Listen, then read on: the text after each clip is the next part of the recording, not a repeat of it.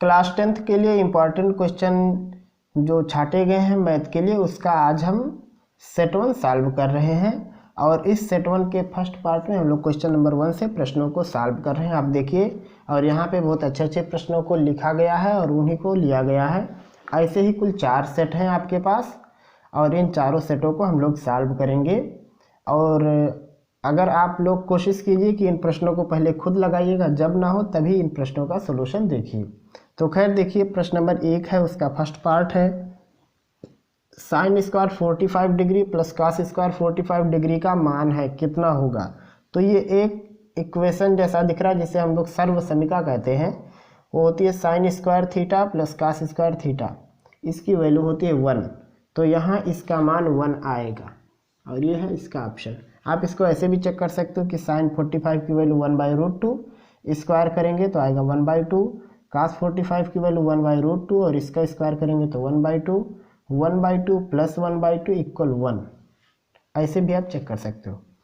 दूसरा है संख्याओं 7, 6, 1, 7, 6, 1, 7 और 5 का बहुलक होगा। मोड निकालना है यानी, तो अगर डेटा क्लासिफाइड ना हो, ग्रुप्ड डेटा ना हो, तो उसमें बहुलक निकालने के लिए जो सबसे ज़्यादा जिसकी मतलब बारंबारता होती है, या कह सकते हैं जो सबसे ज़्यादा बार दिखता है वही बहुलक होता है। तो यहाँ पे आप देखो तो 7, 7, 7 3 बार आया है, बाकी 6 2 बार है, 1 2 बार है और 5। तो इसका मतलब यहाँ पे जो मोड होगा बहुलक होगा 7, ऑप्शन नंबर 2। और उसके बाद तीसरा पार्ट है इसका 1 से 10 तक की धनात्मक संख्याओं का माध्य होगा।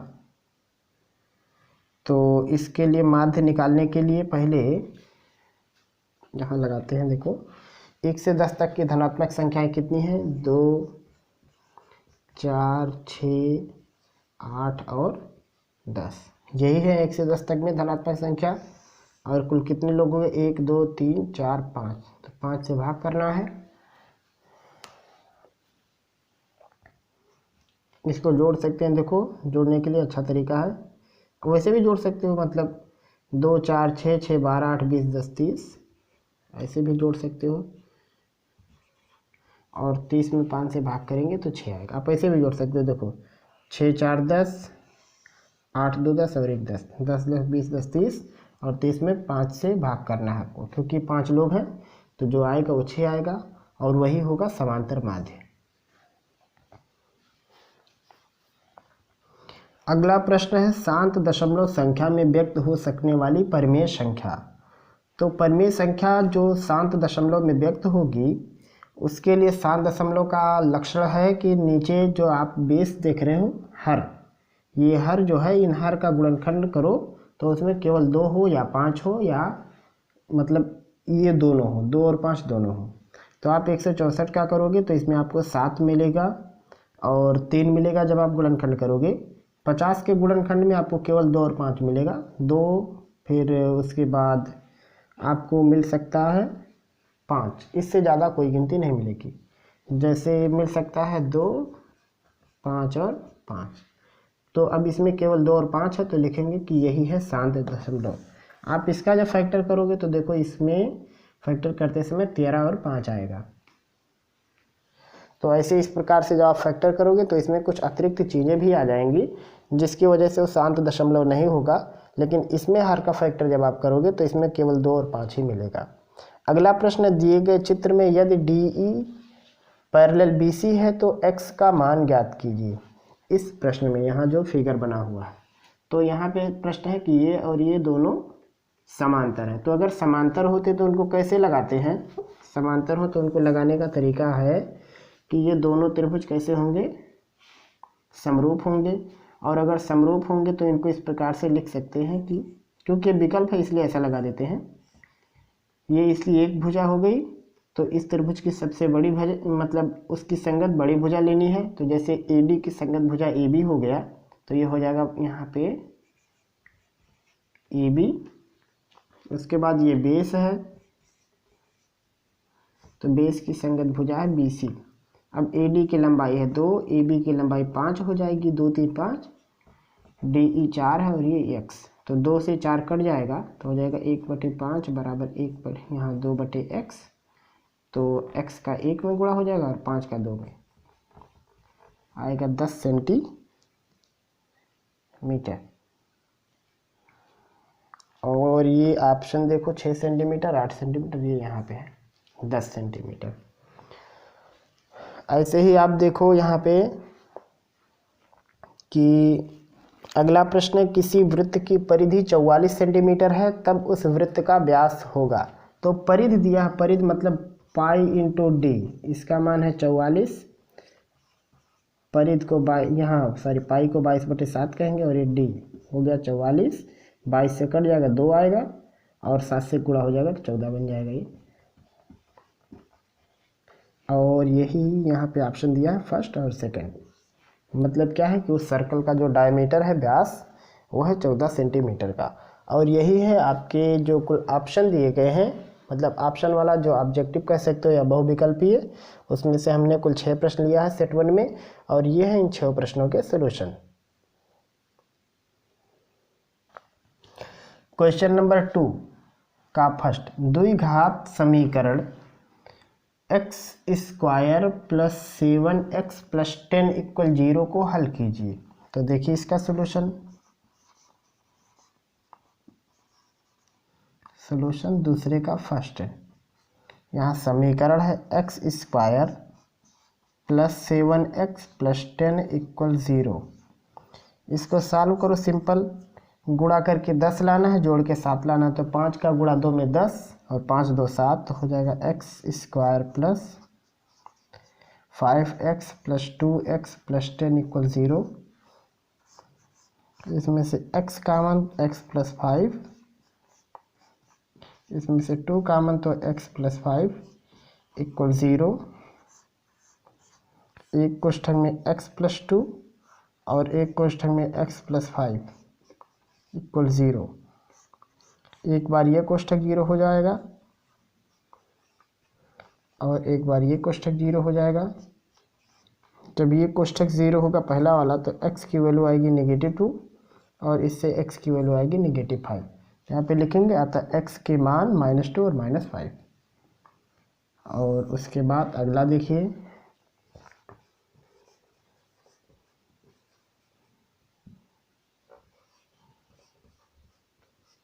इसमें कहा त्रिभुज ABC में BC के समांतर रेखाखंड PQ खींचा गया है। एक त्रिभुज है,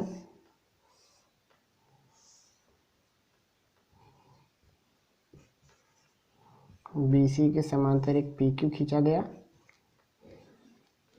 तो कहा है इसमें फिर आगे कि PQ और BC का अनुपात 1/4 है, तो AP और PB में अनुपात ज्ञात की। तो यहाँ पे दिया हुआ है कि PQ पैरेलल BC, ये दिया हुआ है। तो अगर किसी भी त्रिभुज में एक साइड के समांतर रेखा खींचते हैं तो त्रिभुज आपस में समरूप होते हैं। तो लिखेंगे इसलिए त्रिभुज APQ समरूप है त्रिभुज ABC के, और समरूप है तो उसके बाद संगत भुजाओं का अनुपात बराबर होगा, यानी AP/AB बराबर PQ/BC।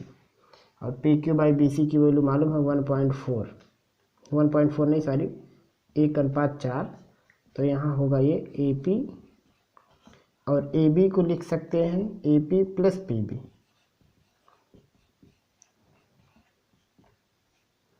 और ये हो जाएगा 1/4। और अगर इसे हल किया जाए तो हल करने पर 4 का गुणा इधर हो जाएगा, तो हो जाएगा ये 4AP = AP + PB। और AP में से AP को घटाएंगे तो आएगा 3AP = PB। तो यहाँ से हो जाएगा AP/PB = 1/3 और अनुपात में लिखेंगे तो हो जाएगा AP/PB बराबर 1:3। और यही है इस प्रश्न का सलूशन।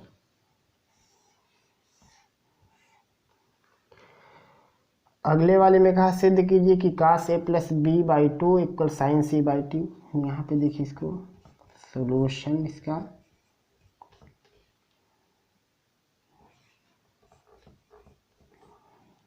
यहाँ दिया हुआ कि cos a plus b by two equal sine c by two. तो अब यहाँ चूँकि बात त्रिभुज की हो रही है तो त्रिभुज में तीनों कोणों का योगफल 180 होता है। तो यहाँ पे लिखोगे कि ए प्लस बी प्लस सी इक्वल 180। तो यहाँ से ए प्लस बी की वैल्यू कितनी हो जाएगी 180 माइनस सी। तो यहाँ पे लिखोगे आगे कि इसलिए कास ए प्लस बी की जगह लिख देना है आपको 180 माइनस सी बाई टू। ये लेफ्ट हैंड है जो लगा रहे हैं।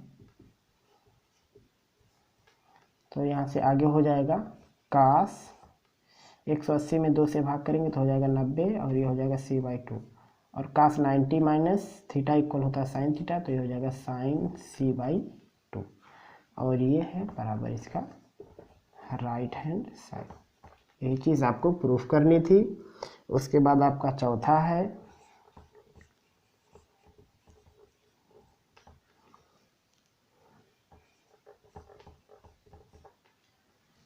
तो इन्हें निकालेंगे हम लोग मोड। तो मोड का मतलब होगा जिसकी फ्रीक्वेंसी सबसे ज़्यादा है। तो आप देखो 10 एक ही बार है, उसके बाद बारी आती है 17 की। तो 1 2 और ये यहाँ 3, कुल 3 बार है जो कि सबसे ज़्यादा बार आया है। बाकी 19 आपका 2 बार आया है, 20 एक बार, 12 एक बार। तो यहाँ पे लिखेंगे कि मोड जो इसका होगा मोड होगा इसका 17। और यही है क्वेश्चन नंबर 2 के इन चारों पार्टों के सॉल्यूशन। आप इनको लिख लीजिए।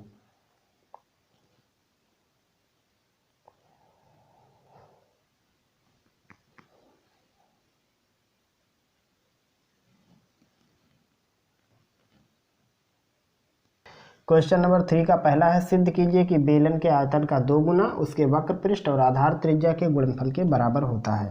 देखिए इसका सॉल्यूशन। तीसरे का फर्स्ट। तो इसमें पहले मान लेते हैं कि माना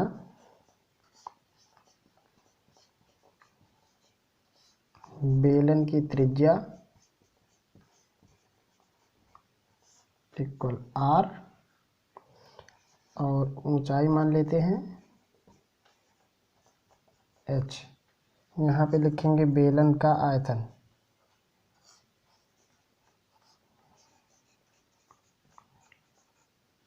सूत्र होता पाई आर स्क्वायर एच। तो उसके बाद यहाँ पे लिखेंगे, चलो ठीक है इसको मान लेते हैं कि इक्वेशन जिसको हम लोग कहेंगे v। मान लो v मान लेते हैं इसको आयतन को। तो v लिखेंगे पाई आर स्क्वायर एच। ये हो गया इक्वेशन फर्स्ट। उसके बाद लिखेंगे बेलन का वक्र पृष्ठ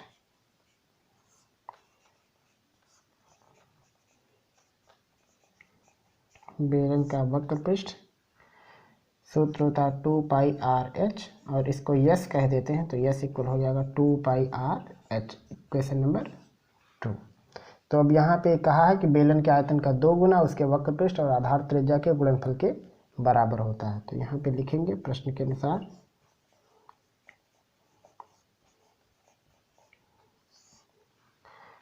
अनुसार अगर आप देखो कि यहाँ पे जो बेलन है ठीक है, वो बेलन का आयतन कितना है v इक्वल है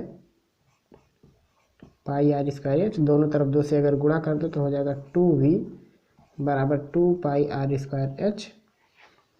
और आगे इसको अगर सॉल्व किया जाए तो हो जाएगा ये 2v equal 2 pi are square को लिखेंगे r इंटू एच।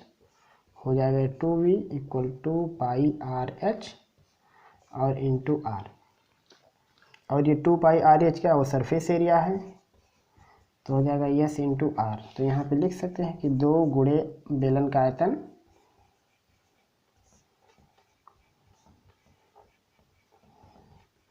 ये बराबर हो गया है बेलन का पृष्ठ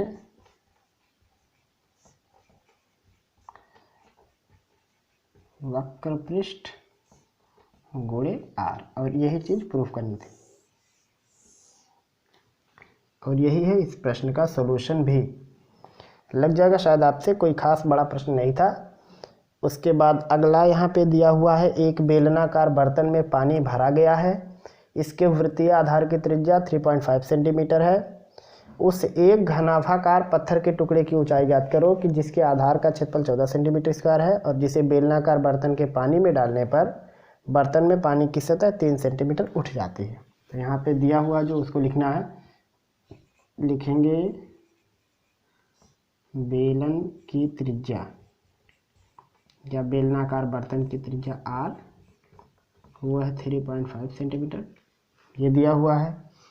और उसके बाद इसमें निकालना है घनाभाकार टुकड़े का ऊंचाई निकालना है, और उसके बाद कहा है जिसके आधार का क्षेत्रफल इतना दिया हुआ है। तो यहाँ पर लिखेंगे घनाभाकार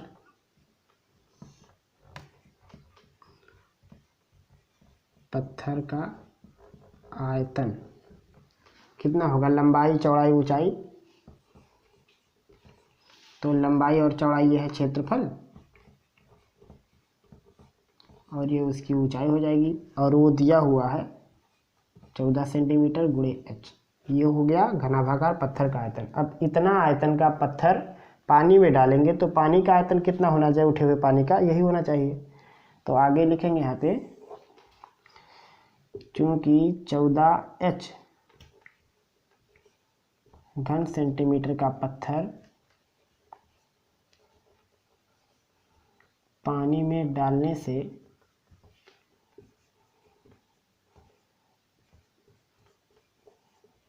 उठे हुए पानी का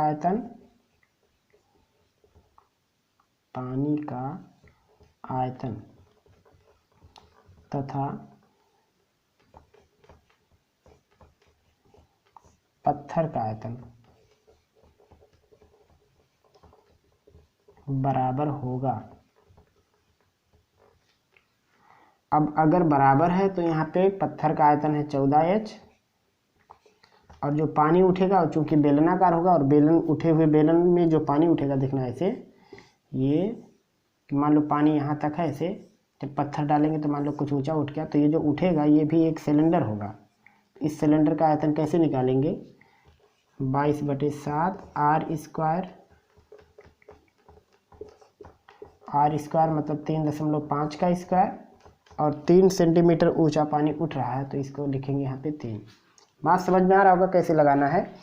पहले बेलन की त्रिज्या दिया था, लिख लिया। उसके बाद बेलन, ये घनाभ के आकार का जो पत्थर है उसका आयतन क्या होता है, लंबाई चौड़ाई ऊंचाई, तो उसका क्षेत्रफल कितना दिया था 14, तो 2 को मिला के क्षेत्रफल बन गया, 14 हो गया, ऊंचाई नहीं मालूम।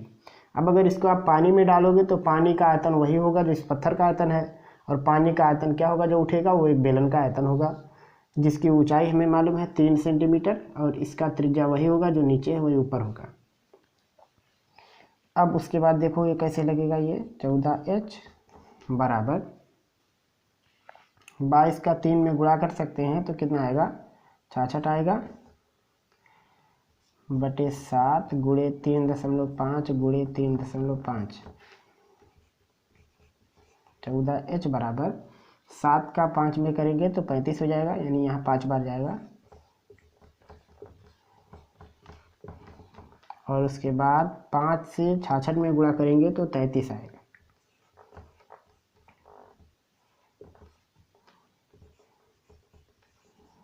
और उसके बाद करना क्या है, 14 से भाग कर देना है, तो हो जाएगा ये 33 गुणे 3.5 बटे 14 आएगा, 7 दूनी 14, 7 पचे 35, तो यहाँ आएगा 33 गुणे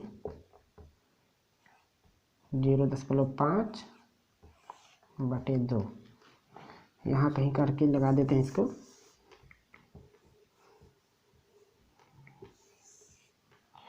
तो यहाँ ये जो आया है आपका वो है 33 गुणे 0.5 बटे 2। उसके बाद 5 दिया 15 हो गया, 5 दिया 15 1 16, 16.5 बटे 2, 2 अट्ठे 16, और 2 दूनी 4, 2 पंचे 10। और यही इस प्रश्न का सॉल्यूशन भी हो जाएगा। लगा लीजिए इसको।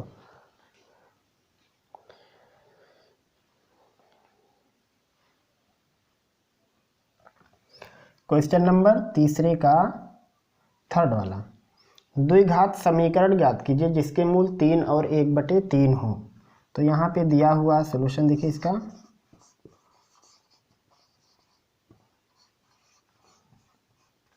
यहाँ पे दिया हुआ प्रथम मूल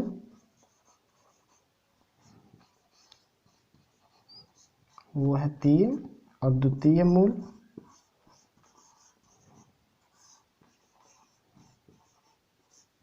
वो 1/3।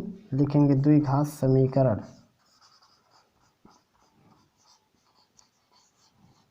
बराबर होता है x² माइनस, वैसे हम मूल लिखा है, हाँ ठीक है मूल ही ठीक रहेगा, मूलों का योग इंटू x प्लस मूलों का गुणनफल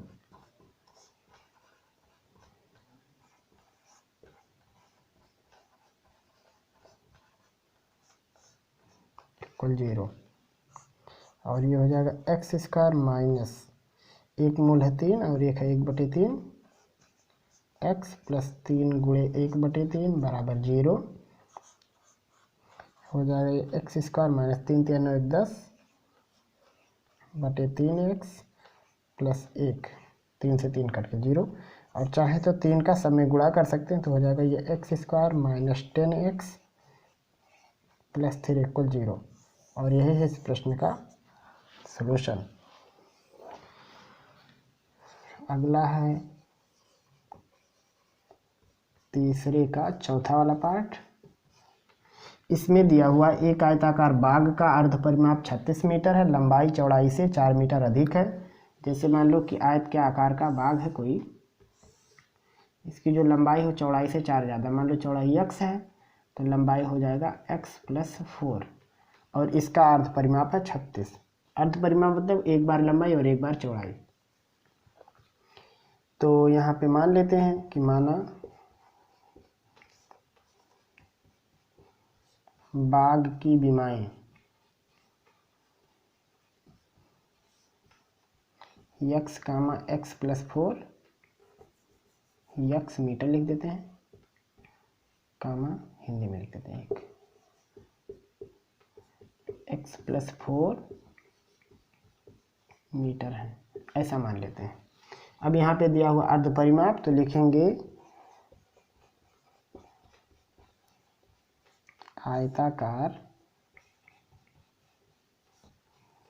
बाग का अर्ध परिमाप दिया हुआ 36 मीटर, और अर्ध परिमाप क्या होगा, लंबाई प्लस चौड़ाई होगा एक बार, यानी x प्लस 4 इक्वल 36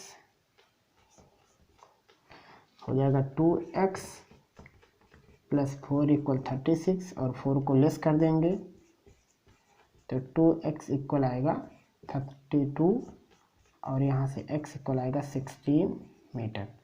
तो लंबाई जो आएगी, लंबाई आएगा x प्लस 4 है, यानी 16 प्लस 4 इक्वल 20 मीटर। और जो इसकी चौड़ाई आएगी x, वो हो जाएगा 16 मीटर। और यही इस प्रश्न का सॉल्यूशन भी है।